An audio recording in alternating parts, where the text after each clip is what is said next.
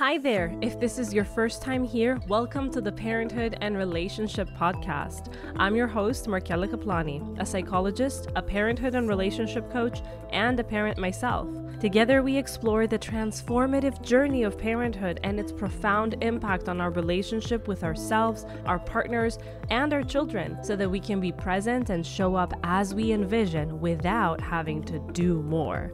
Let's get into today's episode. I'm so excited for this first official episode of the Parenthood and Relationship Podcast. Before diving into it, I would like to welcome you once again and take a minute to introduce the structure of our conversations so that you know what to expect, not only from today's episode, but from here on out if you choose to join me in these weekly conversations, which I would absolutely love and appreciate more than you know. As you may have heard in the short trailer episode, my goal with this podcast is to illuminate these deeper layers of parenthood and how it affects our relationship with ourselves, our partners, and our children. Therefore, episodes will alternate between these three broader themes. There will be episodes like today's, for instance, that discuss the personal changes we encounter as we enter parenthood. And while today's episode is dedicated to the concept of matrescence, which is the rite of passage and journey through motherhood, as we will come to discuss shortly, there are episodes that also speak to the father's changes too.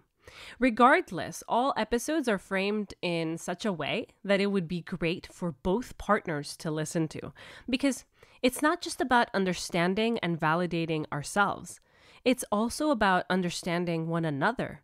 Simply put, today's episode is not merely geared toward those who identify as the mother, but also to their partner or partners who want to understand what is unfolding for their significant other so that they can show up with more compassion and, more bluntly, save the relationship in many cases. Because though these changes that parenthood brings are not necessarily negative, the fact that we, and I say we, I don't mean just individuals, I mean society in general, the fact that we ignore them creates a rift between us and others due to this unspoken expectation that everything should go, quote unquote, back to normal.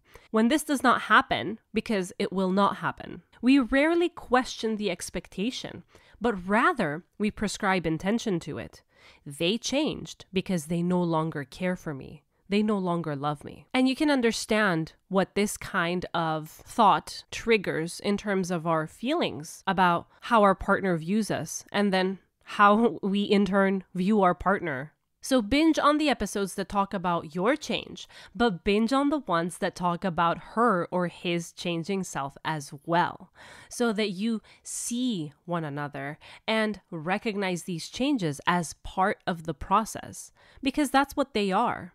And so having then looked at ourselves first and foremost, it makes sense to look at how this affects us as partners, the second theme, and how then it influences how we show up in our parenting and the relationship that we have with our children, the third theme. All this self-reflection is meant to give us a better understanding of the deeper layers of why we feel and act the way that we do, about why certain things may feel off or even contradictory, about why despite the deep love for our children, we may also kind of blame them for losing ourselves or for this distance that we feel now from our partner. But we do not rest there. We use this information as a way to become more curious and more compassionate, and then take that so that we can reconnect to ourselves, that confident, reassured version of us that we may have kind of lost touch of, as well as our partner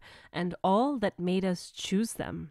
With that long introduction, let's get into today's episode, which explores the concept of matrescence, that transformation that a woman undergoes as she steps into motherhood, impacting every single facet of her being.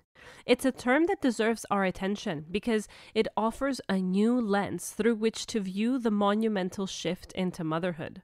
Inspired by the pioneering work of Dana Raphael and Revived by Dr. Athan more recently, matrescence does not coincidentally sound like adolescence. This transition is as rich and multi-layered as adolescence, and it touches every aspect of our being.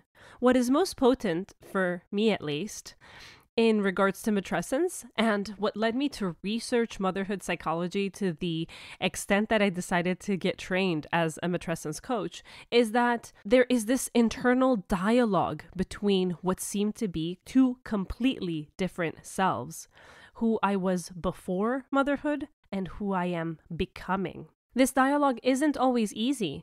It involves confronting fears, biases, and dreams in a new light. It's about finding new equilibrium, not just as a mother, but as an individual in a rapidly changing world that, to our dismay, has so much to say, whichever way we choose to go. Through understanding matrescence, we begin to see it not only as a phase that we have to endure, but as a significant life passage that we can embrace and celebrate. It's a call to support one another more fully, acknowledging that this transformation is as normal as it is extraordinary, as challenging as it is rewarding. So there is this term that I wanted to bring forth today in this episode, and it is called the Canscade of Motherhood. And I mention it because it beautifully captures this profound, this all-encompassing shift that ripples through every aspect of a woman's life as she transitions into motherhood. This cascade isn't just a single event, but a series of transformative experiences that touch upon the emotional, psychological, physical, spiritual, and even cultural realms of our existence. It's a shift that starts from that very moment of conception, or in fact, even preconception, at that very decision to become a mother. And it continues to evolve throughout our lives. Because think about it. Each developmental stage that our child enters, we also reconsider, adjust, reshape. The empty nest syndrome, for example, is part of matrescence, since our identity is once again in need of reshaping. We had to come to terms with being needed all the time, and now we find ourselves all of a sudden not being as strongly defined by being a mother, and for many, this results in a whole new quest for purpose. The same goes, though, if we go a step back, when the children have all ventured into preteens or teens. I have encountered and worked with several couples who, in the midst of it all, having 2, 3, 4 kids, or even one child and 2 very demanding jobs, they learn to relate to one another solely as parents. And this type of parenting partnerhood may have gone really well for them. And there's no shame in that. Practically, with so much going on, getting through the logistics takes up virtually all of the time. So when all the kids passed this preteen threshold, these couples found that relating to one another was practically impossible, mainly because both of these 2 individuals had changed so much and didn't make sure to touch base. And while it may be true that time is so limited, it's also because it is just easier. It's easier not to touch base because what is usually proposed as a way to stay connected as a couple after parenthood is so unrealistic and so demanding that it does not even make sense to even try. That small acts of connection start to feel like they wouldn't even have any impact, so we just don't do them at all. It's easier because in order to connect with you, I first have to connect to me. And oh my, I don't even want to go there. I don't know how to start. So in essence, it's easier because no one tells us that all this matrescence stuff that I'm discussing today and patrescence, this whole identity shift that's brewing inside is brewing inside. No one mentions how we change. At best, we get the advice, go on date nights. And, this is just not feasible for many couples. And even when it is, we are not discussing these changes. And that's why we find ourselves reverting back to talking about the kids and the practical things, the logistics, the things that have to get done, even amongst a beautifully candlelit dinner. You may think that there's no other way that you guys know how to relate anymore, but that's not the case. There's an elephant in the room, and unless we see it, acknowledge it, and accept it, it is going to get in the way of how we get to talk to one another. And you may be wondering, why wouldn't this conversation come up anyway? At least for an otherwise healthy couple, two people that got together and were very well before they had children. Well, if I feel torn inside, like I'm contradicting myself at every turn, and no one talks about matrescence, then I'm probably not opening up such a discussion even with my own partner. There is just so much shame involved in something that feels like it shouldn't be happening to me, like it's only happening to me. And how do I explain that? How do I make sure that I'm not misunderstood, that you don't think that I regret the decision to become a parent, that you don't think that I'm ungrateful for these blessings that we have? So circling back to the concept of the cascade, motherhood affects how we see ourselves in the mirror, how we relate to our partner, our family, our work, and our sense of self in the wider community. For many of us, it can feel as though everything is shifting. It definitely did for me. This includes the social and economic aspects of life. It can challenge our career trajectory, alter our financial priorities, reshape our social interactions. I mean, I never was this calculating when I was deciding whether I would call a friend or not. I would never think, calling a friend, I really need to do it. I need it for myself. But, this is 20 minutes that I could be napping. You see the difference, right? The social expectations of motherhood, coupled with personal aspirations, can clash. And how each of us responds to this is very personal, based on our experiences, cultures, backgrounds. But hey, it's not all that bad. In fact, this has a very rewarding side to it if we flip the coin.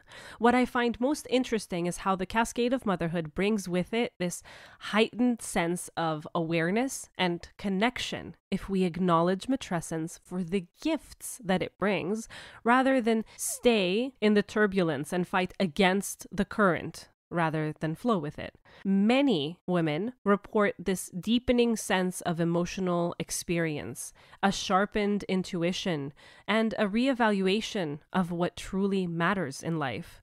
It's a journey that can unveil unknown strengths and resilience amidst this vulnerability of change. In another episode, we will go further into the statistics and research findings of the magnificent change that our brain experiences as we become mothers. Yes, you heard that right. Our brain's wiring changes permanently as we become mothers. And so we get to talk about what this means about our experience, how it supports what we're discussing today about matrescence, and how we can use it to our advantage in several aspects of life, knowing now how it all works and influences us. But for today, let's rest in knowing that if we embrace the concept of the cascade of motherhood, we acknowledge that while the path may be challenging, it is also rich with growth, discovery, and a profound sense of fulfillment. To do that, though, and to do it well, we have to first recognize that there are barriers that keep us from experiencing this sense of fulfillment, and it's not our fault. However, because I did make a commitment to keep these episodes to around 10 minutes long, I want to respect your busy schedule. So this is something that I will be discussing in a future episode, alongside some social expectations and concepts that keep us stuck, spinning in our circles, never quite being able to feel like we are enough.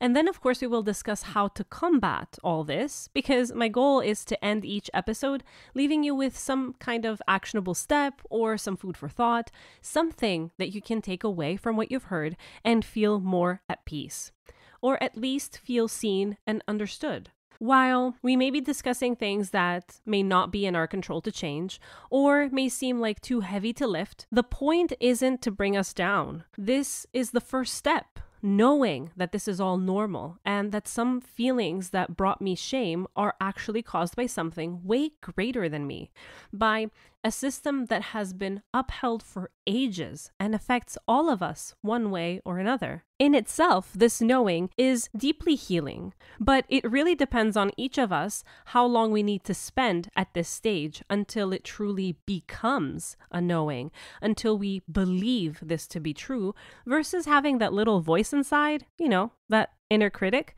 telling us that it's just an excuse. Trust me, that critic has been really loud for me too. And while its voice is slowly dimming, there are those moments or instances that it still all of a sudden amplifies. It takes over the mic and throws darts left and right. So don't be hasty to move on. Take your time to listen to what the critic is saying between the lines, what it thinks it may be protecting you from, despite using methods that are painful. Commit to hearing it out, but no longer as the dictator, but as a hurt part of you that, having felt unsafe, decided to take control of the situation, doing so in a very authoritarian manner at that. If you feel ready and called, jot down what this critic is telling you and how it might connect to the changes that come with motherhood. In later episodes, we will continue to reflect, and it will become clear why this exercise is an excellent place to start. So you might want to get yourself a notebook if you plan on sticking around. And if you are a partner who is listening to this in order to understand the motherhood experience better so that you can show up more supportive for your partner, try to think about the ways in which these changes that matrescence brings may be changing the landscape for your partner and the pressure she may be feeling to, quote unquote, get back to normal when there is no such thing after all. Consider how you may have, inadvertently and with truly good intention, also perpetuated that kind of mentality, and ask her, based on the things that you both heard on this episode, what she may need to hear from you, what she may need you to do or not do. We will discuss that last part in the next episode where we introduce the ways that the couple is affected. So stay tuned if you're intrigued. Before saying our farewells for today, I want to let you know that I love receiving comments, feedback, and questions. If you're listening on YouTube, you can do that in the comment section below, but you can also reach me on Instagram at markella.kaplani, Markella is with double L, or join the community I have just created on Facebook to accompany this podcast. You will find the link in the show notes. Finally, if you are super intrigued and want a crash course on matrescence with actionable steps to take and think about how your identity changes, how this affects your relationship, your thoughts about work or not going back to work, as well as your view of the world in general, you can go ahead and sign up to my free mini video series by hopping on my website, markellakaplani.com/video series. The link will also be in the show notes, so don't worry. Thank you for joining me today. I have a feeling this is the beginning of a beautiful path we can take together to discover ourselves and each other better. I feel really grateful to have the opportunity to share this all with you.